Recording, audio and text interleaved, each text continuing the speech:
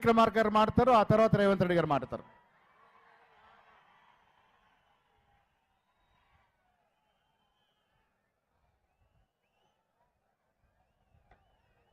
మనందరి ప్రియతమ నాయకుడు అఖిల భారత కాంగ్రెస్ కమిటీ మాజీ అధ్యక్షులు శ్రీ రాహుల్ గాంధీ గారు, రాష్ట్ర ముఖ్యమంత్రి వర్యులు శ్రీ రేవంత్ రెడ్డి గారు,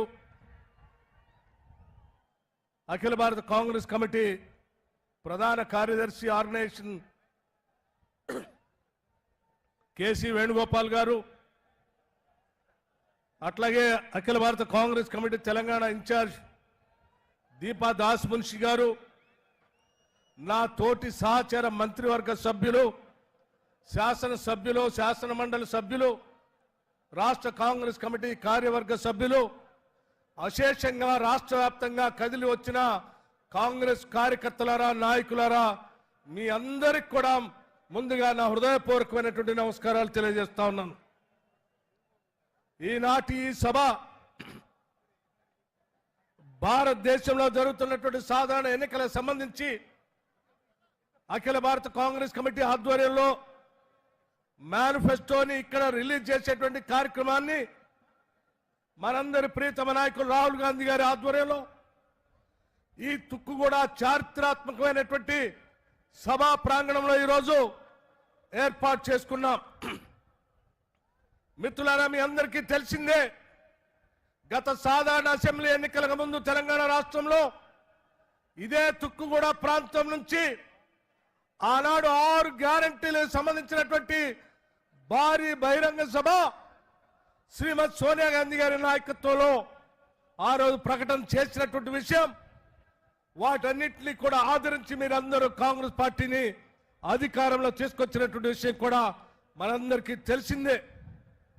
ఈరోజు ఉన్నటువంటి పరిస్థితుల్లో గత 10 ఏళ్లు పాలన చేసిన టీఆర్ఎస్ పార్టీ ఆర్థిక సంక్షోభాన్ని, విద్యుత్ సంక్షోభాన్ని సృష్టించి సుడిగుండంలాగా ఈ రాష్ట్రాన్ని తయారు చేసి వెళితే రాష్ట్రంలో కాంగ్రెస్ పార్టీ ఇందిరమ్మ రాజ్యం అధికారంలోకి వచ్చిన తర్వాత ఈ 2 వ్యవస్థల్ని ఘాట్లో పెట్టి మొదటి నెలలో ఆర్థిక వ్యవస్థకు సంబంధించి, విద్యాశాఖకు సంబంధించి శ్వేతపత్రాన్ని శాసనసభలో ప్రవేశపెట్టే కాకుండా వాటిని సరి చేసుకుంటూ మొదటి తారీఖు నాడే ఈ రాష్ట్రంలో ఉన్నటువంటి దాదాపు 3,68,200 ప్రభుత్వ ఉద్యోగస్తులకి 2,77,000 మంది పెన్షనర్స్ కి మొదటి తారీఖు నాడే జీతాలు ఇచ్చినటువంటి చారిత్రాత్మకమైన నిర్ణయం ఇందిరమ్మ కాంగ్రెస్, ఇందిరమ్మ రాజ్యంలో మన ప్రభుత్వంలో జరిగిందని చెప్పి మీ అందరికీ సవినయంగా మనవి చేస్తా ఉన్నాను. ఇచ్చిన మాట ప్రకారం ఉచితంగా బస్సుల్లో మహిళలు తిరిగేటట్టు ఏర్పాటు చేశాం. 10 లక్షల వరకు రాజీవ్ ఆరోగ్యశ్రీకి సంబంధించిన నిధులు ఇచ్చాం. రాష్ట్రంలో ఉన్నటువంటి మహిళా సంఘ సభ్యుల అందరికీ రాబోయే 5 సంవత్సరాల దాదాపు 1,00,000 కోట్ల రూపాయలు రుణాలు ఇచ్చి వడ్డీ లేని రుణాలు ఇవ్వాలనేటువంటి ఆలోచన కాంగ్రెస్ పార్టీ చేస్తా ఉంది. అలాగే రాష్ట్రంలో 0 బిల్లుతో దాదాపు 50 లక్షల మందికి ఈరోజు 0 బిల్లు ఇచ్చాం. కరెంటు బిల్లు, అలాగే 500 రూపాయలకే గ్యాస్ సిలిండర్ ఇచ్చాం.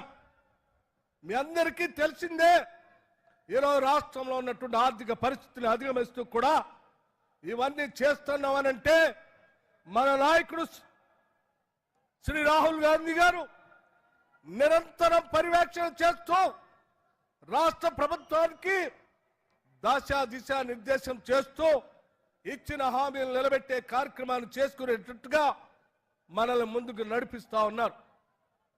ఈరోజు వారు చెప్పినటువంటి అంశాలు, దేశవ్యాప్తంగా చెప్పినటువంటి అంశాలు చూస్తూ ఉంటే కూలీలకి Mahatma Gandhi national employment guarantee scheme లో 400 రూపాయలు వచ్చేటట్టుగా క్యాష్ సెన్సస్ చేస్తామని చెప్పి ఈ రాష్ట్రంలో మొదలు పెడతామని చెప్పి మొదలుపెట్టాం. ఒక విప్లవకారుడిగా ఈ దేశంలో తాడితులకి, పీడితులకి, బాధితులకి, మధ్యతరగతి కుటుంబాలకి, యువతకి, మహిళలకి అందరికీ న్యాయం జరగాలనేటువంటి ఆలోచనతో ఈరోజు న్యాయ పత్రాన్ని రాహుల్ గాంధీ గారు ఇక్కడ మన అందరి ముందు ఆవిష్కరింప చేశారు.